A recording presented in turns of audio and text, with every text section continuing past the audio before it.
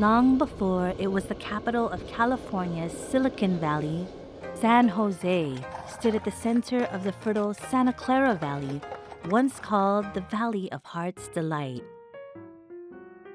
Drawn by opportunity, Filipinos and their families helped shape the city's story. Today, 3 generations reflect on the past, present, and future as America marks its 250th year.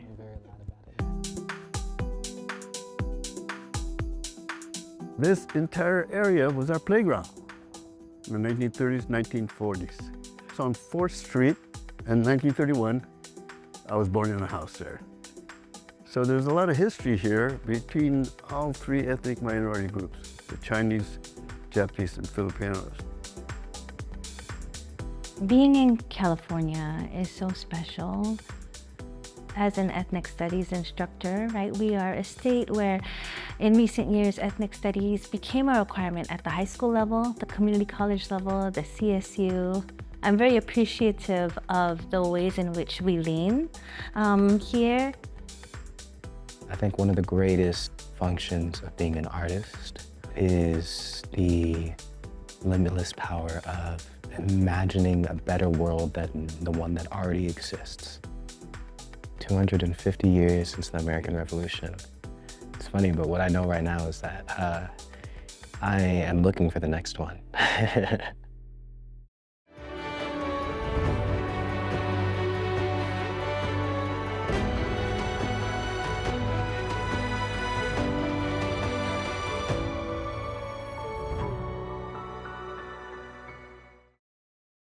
This program is made possible in part by the Corporation for Public Broadcasting, a private corporation funded by the American people. I was very fortunate to meet 2 other generations of Filipino kids at the Japanese-American Museum. Did your parents come in? My dad was born in '69. That was the first time that I was on a panel that covered that range of Filipino-American experience and perspectives. My dad's like second eldest brother. To be honest, at first I was intimidated. I just kind of felt the pressure of that. After I got over that though, I was like, hey, let's chat. I am an educator and I am a filmmaker. Well, filmmaker. Nice to meet you, Brandon. Sitting at a table with Brandon and Manong Robert, it kind of reminds me of before the advent of technology and phones and social media and, I don't know, Candy Crush, the things that take all of our generations away from each other, like what it may have been to just sit and talk. I'm the mother of 3, and I am a full-time professor of ethnic studies at Evergreen Valley College. And I also work with the local Filipino-American National Historical Society chapter. Melissa and Brendan, their life experiences are much different than mine. In general, I'm an aerospace engineer, retired for some time now. And most of my time has been spent doing Filipino-American history here. Try to document that, make sure that it gets preserved and told. Right. We had our very first Pinoy Town tour in 2019. Sometimes we have a group of 4 to 5, and other times we have groups of 20. You have to use your imagination because a lot of the buildings have disappeared. The Chinese community built their Chinatown in the late 1800s. 1900, Japanese immigrants came. In the 1920s, a lot of the Filipinos also did the same thing, and they formed an enclave, which we now call Pinoy Town.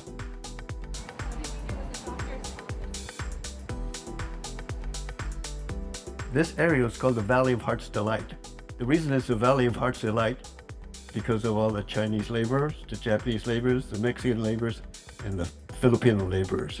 On the backs of those men built the Valley of Heart's Delight. It's a good thing they did because it ultimately became Silicon Valley. You're at 4th and Jackson from 1929 to 1934. The pool hall was the spot. It had ping pong, a snack bar. As you can tell, we're getting to learn from Manong Robert, our historian, local historian who grew up here in the 1930s, In the Filipino languages, when we say manong versus mister, mister is very formal. It offers respect, but there's a distance. But manong, it says, hello, elder, like with love. Hello, elder, with a deep respect because of what you bring for us as an elder. You're looking at page 11, page 11. It was kind of rare. We have very sharp guides. Melissa is so expressive and dynamic in her talks. And the guides do the talking, and I do the walking behind them, and I give color commentary. You can interpret Raksaki. Raksak means happy. And I'm really happy to see all of you here today.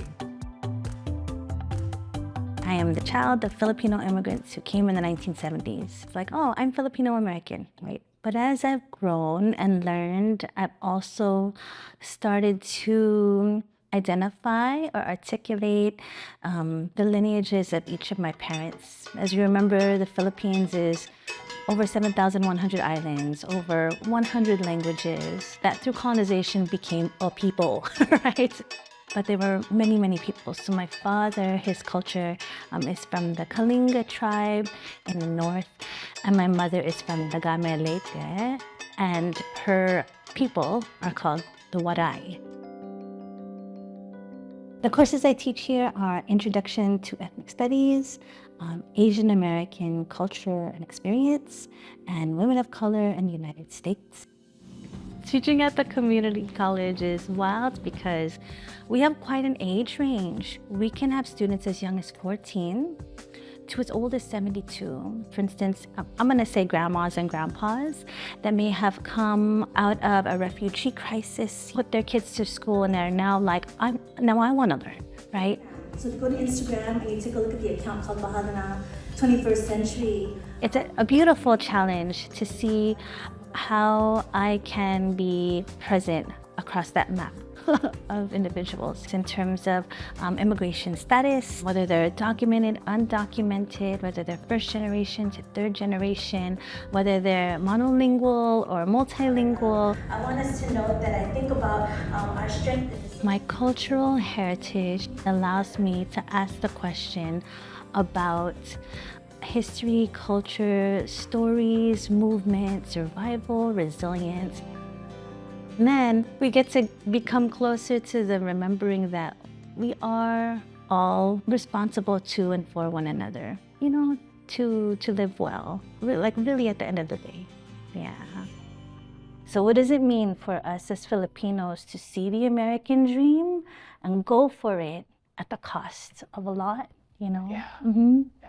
It was really tough for the first wave Filipinos because there were riots, especially when the agricultural workers, the farm laborers, were trying to be organized by activists like Larry Itliong. And there was tremendous backlash and riots against that.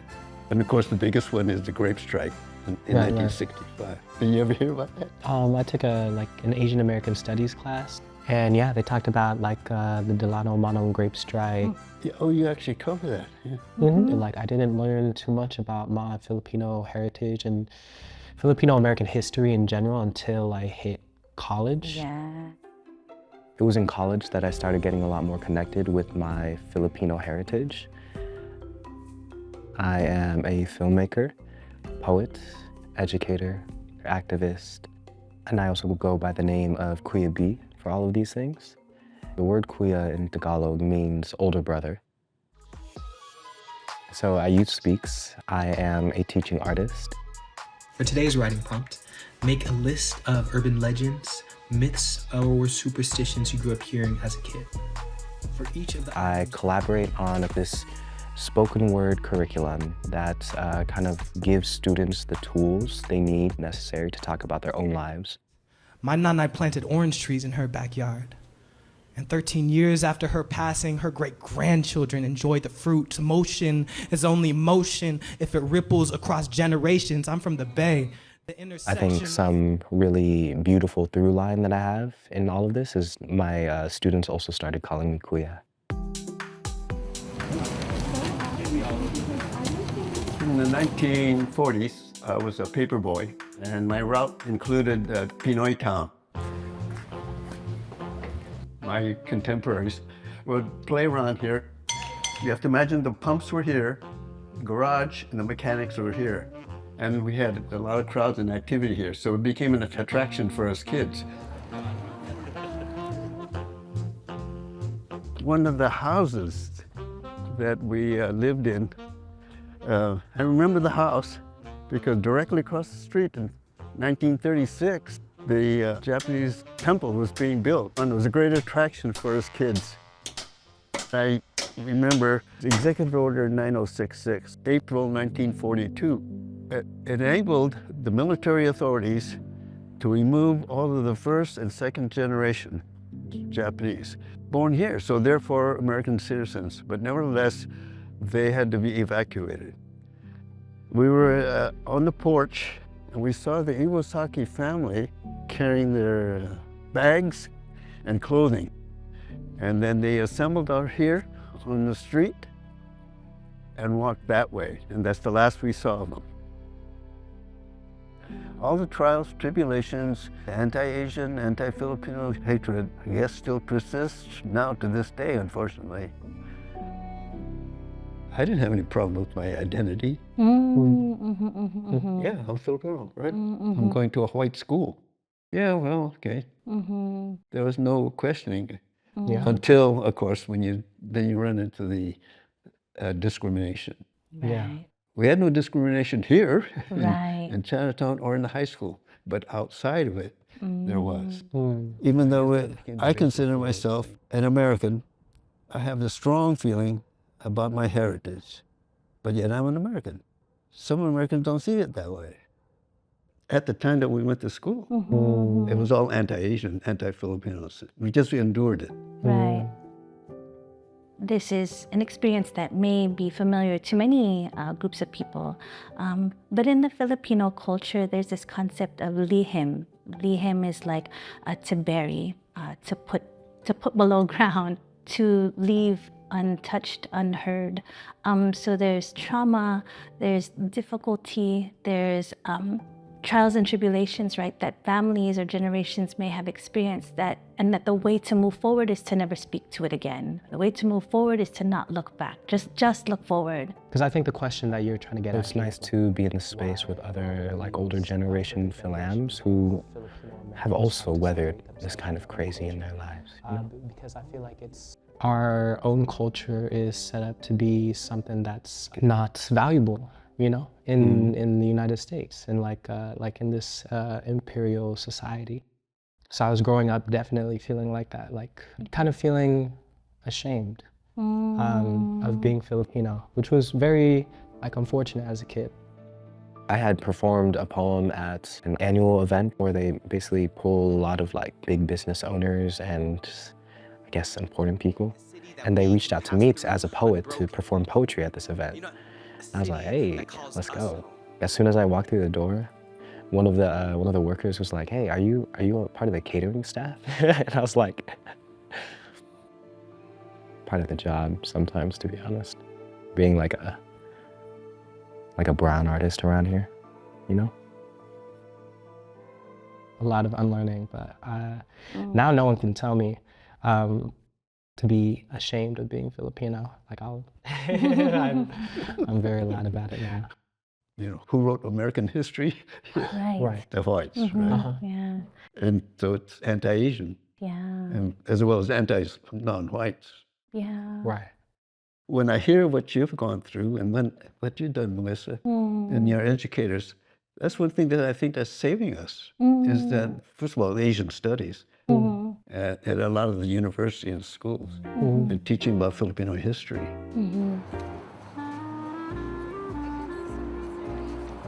This shot, it shows my friends, the local Pinays, having their picture taken with the water tower in the back. And the fact that it has the girls in front makes it even iconic for Pinoy Town. From my point of view, couple means that there is an association and a bond amongst a group of Filipinos that are deeply, deeply supportive culturally because of the identity between you and that other person. And you have a larger family. The younger ones can kneel. Pretending to be young.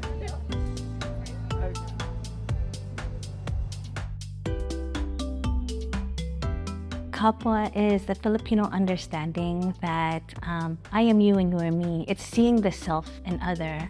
So it's different than empathy, like putting myself in your shoes.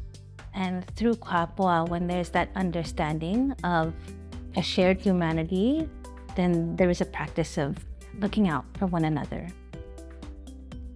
When I think about California, that gets seen a lot as like a leading voice. That's always like pushing the envelope, right? Like how can we be more just? How can we be more open? Yeah. How can we support people all across the spectrum of, you know, either gender identity or citizenship or non-citizenship, right? Like that kind of opening, I think is so beautiful when I think about how Filipinos found their way here. Like a lot of the Filipinos were taught, you know. It was the land of the golden promise. And for some reason, California became the prime focus for them. And the Pacific Ocean in particular is so magical, right? Because you know when you're looking at the sunset, on the other end is Philippines, right? So what this beautiful thing that California holds, I think, was this landing place where communities were here. Oh, we landed here because of the Navy. Oh, we landed here because of agricultural work and the ways in which we then invited families to come.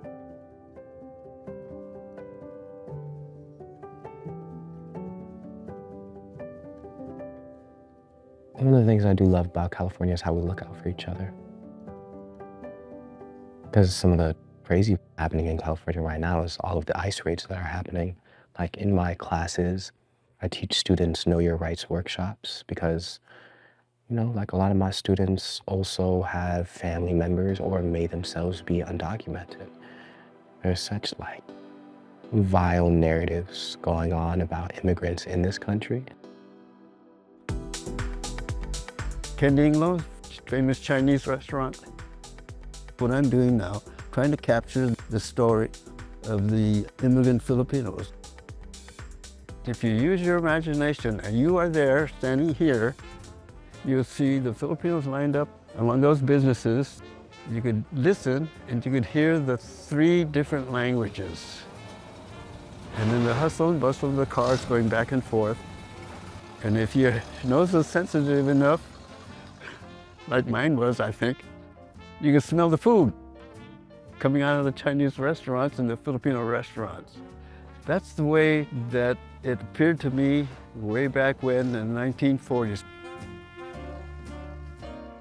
When I talk about storytelling as medicine, speaking, the word, writing, telling, truth-telling is a way that breaks open our ability to heal. RJ, halika na. Alis na tayo. Mom, I'm old enough. Sasama ka. Can we just get Doritos? Maraming chichirya dyan.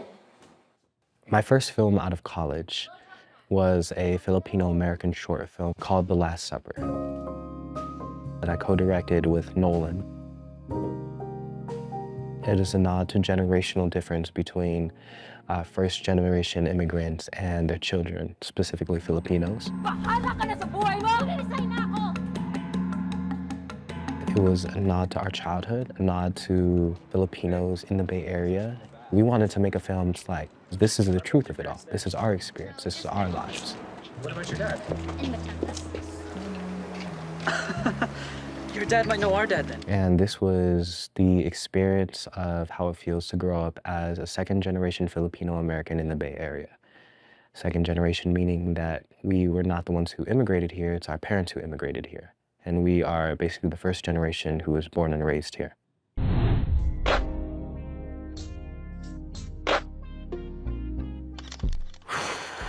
Man, The Last Supper was a film to work on. It was kind of crazy. So I think a lot about like how filmmaking and poetry is enabling the younger generation to kind of like break outside of the box and tell their own stories is narrative strategy that actively swings that pendulum back, right? For myself, like being involved in a lot of open mic spaces, to be like making films on like, okay, what is this experience? And to hear the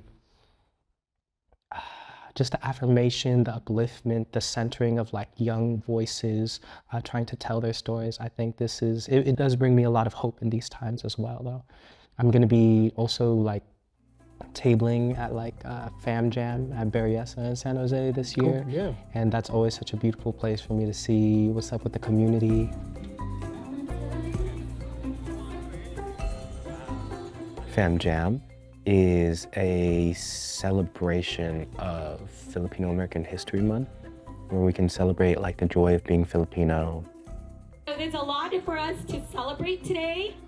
And thanks to the Filipino-American National Historical Society, we are able to celebrate Filipino-American History Month every year. In the month of October, Congress passed it in 2009. What I was doing there is documenting like all of the people at Fam Jam, some of the performances, some highlights in the crowd, intimate moments.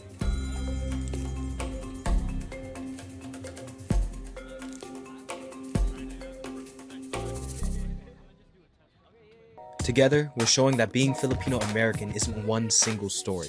It's a living expression of pride, creativity, and community that keeps our culture alive.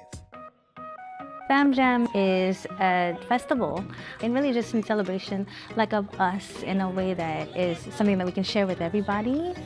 I love to bring the whole family so that they can get a sense of that cultural heritage. Oh, my kids super enjoy attending. What's nice too is when they're walking through the crowd is they might see a friend from school. I'm like, hey, it's nice to see you here, and then connect on that level. Hey, Mom! What's up, Professor? How are you? Good to see you. So you're doing your thing too? I am. Oh, this is Brandon. Who's Brandon? Yes, Mateo. Mateo? What's up, Dante?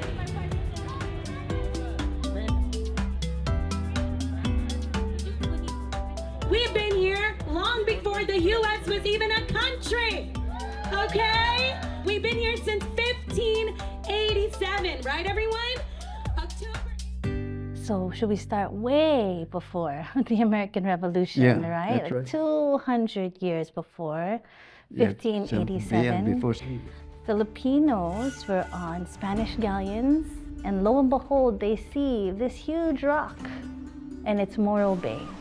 They arrive, and our ancestors, Filipino men on the ship, are instructed to go down and scout the area, right? But this is the earliest recording of Filipinos just setting foot, not yet settling. But I think it's strong in New Orleans because it was one of the major settlements of the Filipinos when they jumped ship. In the bayous of Louisiana, where you have these men who jump ship, they're like, I'm not doing this anymore. And we're gonna build our bahay kubos, right? We're gonna use the material that is here and build our village out of the water and sustain ourselves the way we know how in the Philippines. We'll do that here. Yeah. And by the way, a lot of the Filipinos fought at the Battle of New Orleans. There were Filipinos in there in that battle. And not only that, there are Filipinos in the Civil War. And then in the First World War, there were Filipinos in there. So there's an Asian element from the Revolutionary War on. Oh, say, can you see? Something I can be inspired by the American Revolution is the fact that revolutions happen when the people recognize that they have power, and they recognize if their representatives are not changing things, then the people will. In this moment of time, in the 250-year birthday of America, I think patriotism is a term that's being challenged in a really lovely way, actually. And the examples of patriotism I'm seeing is when everyday people are having the backs of other everyday people. In my high school, there were Filipinos and Filipino-Americans. A lot of poems, a lot of arts, almost all of it is asking for change, demanding for change. I want to see a city that we can pass through unbroken. A city that calls us home. Because all we have is each other.